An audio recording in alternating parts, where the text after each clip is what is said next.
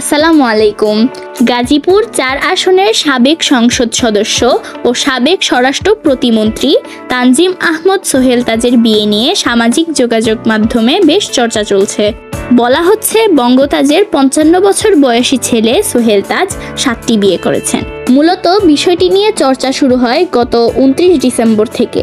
ওই দিন সোহেল তাজ তার ইন্সপায়ার ফিটনেস সেন্টারে হাস্যোজ্জ্বল ভঙ্গিতে হাঁটু গেড়ে বসে শাহনাজ পারভীন শিমুর হাতে আংটি পরিয়ে বাগদান সম্পন্ন করেন, যা সামাজিক যোগাযোগ মাধ্যমে ভাইরাল হয়।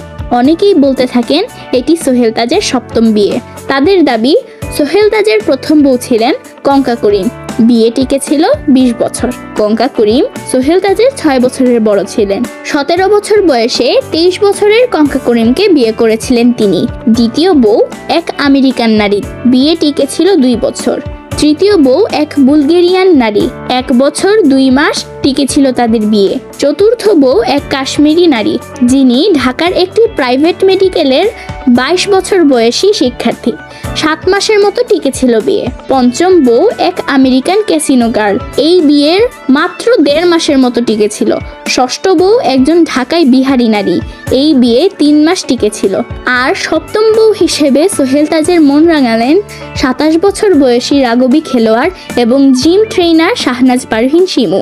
এটাও ৬ মাস টেকে কিনা দেখার অপেক্ষায়। এ নিয়ে বৃহস্পতিবার রাতে সোহেল তাজ নিজের ভেরিফাইড ফেসবুক পেজে লিখেছেন, আপনারা অনেকেই প্রশ্ন করছেন আমার ব্যক্তিগত জীবন সম্পর্কে, আমি কিছুই বলবো না, কারণ এটা আমার একান্ত ব্যক্তিগত বিষয়। 2টি কমেন্ট শেয়ার করলাম, তা থেকে আপনারাই বুঝে নিন কোনটি সঠিক আর কোনটি মিথ্যা। শেয়ার কমেন্টে দেখা যায় ১৯৭০ সালের ৫ জানুয়ারি সোহেল তাজের জন্ম।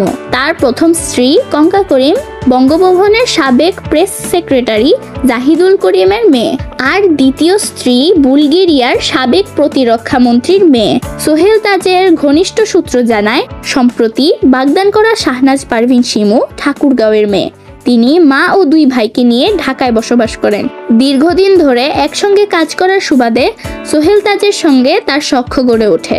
তারই ধারাবাহিকতায় উভয় পরিবারের সম্মতিতে আংটি বদল করা হলো। ২০০১ সালের নির্বাচনে কাপাসিয়া থেকে সংসদ সদস্য নির্বাচিত হন সোহেল তাজ। ২০০৮ সালে একই আসন থেকে সংসদ সদস্য হন। ২০০৯ সালের ৬ জানুয়ারি আওয়ামী লীগ নেতৃত্বাধীন মন্ত্রিসভায় স্বরাষ্ট্র প্রতিমন্ত্রীর দায়িত্ব পান তিনি। একই বছরের ৩১শে মে মন্ত্রিসভা থেকে ব্যক্তিগত কারণ দেখিয়ে তিনি পদত্যাগ করেন। ২০১২ সালের ২৩ এপ্রিল সংসদ সদস্য পদ ছাড়েন। এরপর রাজনীতি থেকে অনেকটাই দূরে সরে যান সোহেল তাজ। কয়েক বছর ধরে ফিটনেসের প্রতি তিনি বেশি মনোযোগী। সেসবের ছবি এবং ভিডিও প্রায়ই পোস্ট করেন ফেসবুকে। এছাড়া কয়েক মাস ধরে ক্ষমতাচ্যুত আওয়ামী লীগের সমালোচনামূলক বিভিন্ন বক্তব্য ও সংবাদ শেয়ার করছেন তিনি।